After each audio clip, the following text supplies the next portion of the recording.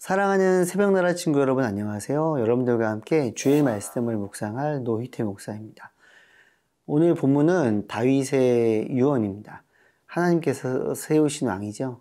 그리고 이스라엘 사람들에게서 존경받는 왕이었습니다. 그는 어떤 유언을 남겼을까요? 오늘 본문을 통해서 하나님께서 우리에게 주시는 지혜를 살펴보도록 하겠습니다. 오늘 말씀의 제목은 다윗의 엔딩 크레딧입니다. 오늘의 말씀은 사무엘하 23장 1절에서 12절입니다.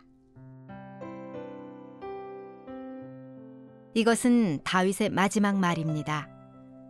이새의 아들 다윗이 말했습니다. 하나님께서 높여주신 그 사람, 야곱의 하나님이 기름 부으신 그 사람, 이스라엘의 아름다운 노래를 부르는 사람의 말입니다. 여호와의 영이 나를 통해 말씀하셨다. 그분의 말씀이 내 혀에 있었다. 이스라엘의 하나님께서 말씀하셨다. 이스라엘의 반석이신 하나님께서 내게 말씀하셨다. 이스라엘에서 사람들을 공의로 다스리는 사람은, 하나님을 두려워하며 통치하는 사람은 구름 한 점 없는 아침에 떠오르는 아침 햇살 같을 것이다.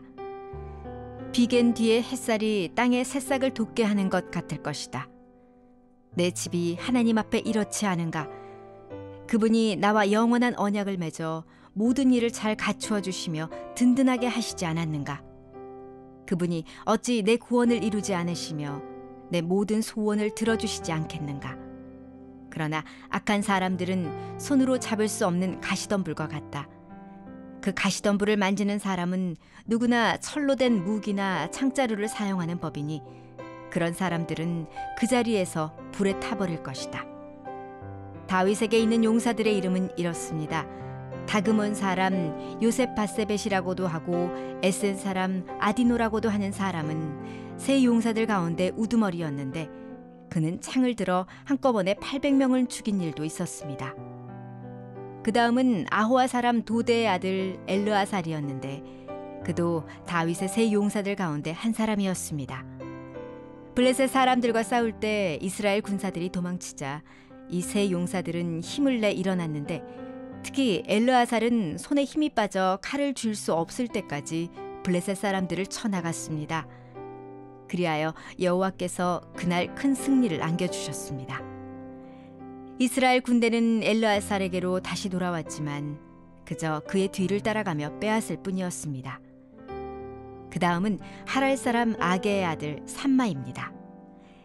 블레셋 사람들이 녹두나무가 무성한 들판에 떼를 지어 모인 것을 보고 이스라엘 군사들은 도망쳤습니다.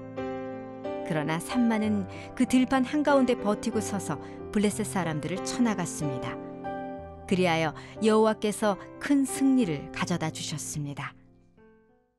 다윗은 유언을 합니다. 특별한 것은 2절에서 이스라엘의 하나님께서 자신에게 주신 말씀이라고 소개합니다.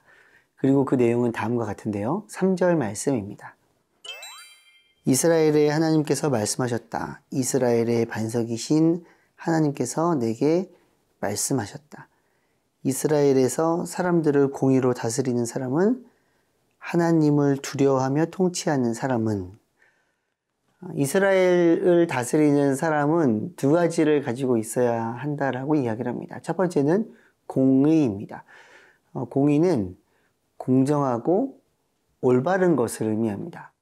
나의 마음, 나의 이익, 나의 편이기 때문이라는 기준이 아니라 하나님의 말씀, 하나님의 뜻으로 살아가고 선택하고 다스려야 한다는 것입니다. 두 번째, 하나님을 두려워하며 이스라엘을 통치해야 합니다. 개역 개정 성경에서는 이것을 경외라고 표현하고 있는데요. 우리가 잘 아는 사울왕은 하나님을 두려워했지만 눈에 보이는 사람을 더 두려워했습니다. 그래서 선택의 순간 하나님이 아닌 사람의 마음에 초점을 두게 됩니다. 결론은 하나님의 뜻과 정반대되는 상황에 놓이게 되었죠. 사랑하는 선한 친구 여러분, 다윗은 마지막에 우리들에게 그에게 주신 하나님의 말씀을 선포합니다. 이스라엘을 다스리는 사람은 반드시 두 가지를 갖춰야 한다.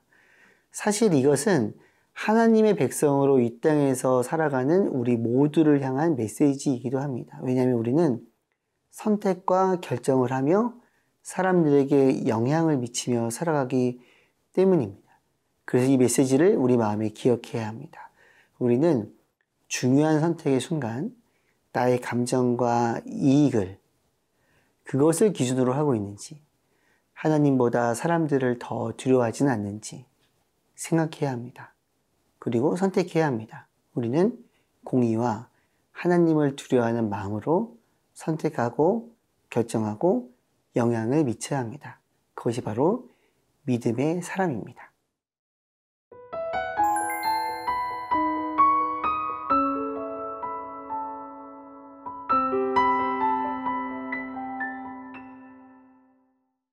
하나님의 뜻으로 이스라엘을 다스리는 사람은 이와 같다라고 하는데요.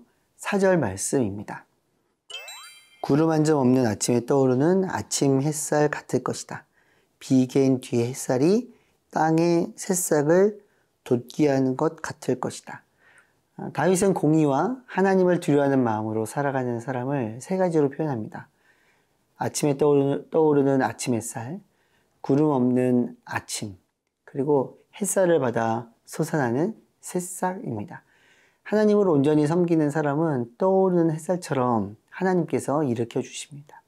때로는 삶의 먹구름을 맞는다 하더라도 거두어 주시고 땅을 뚫고 올라오는 새싹처럼 시련과 역경을 이기는 것을 상징합니다.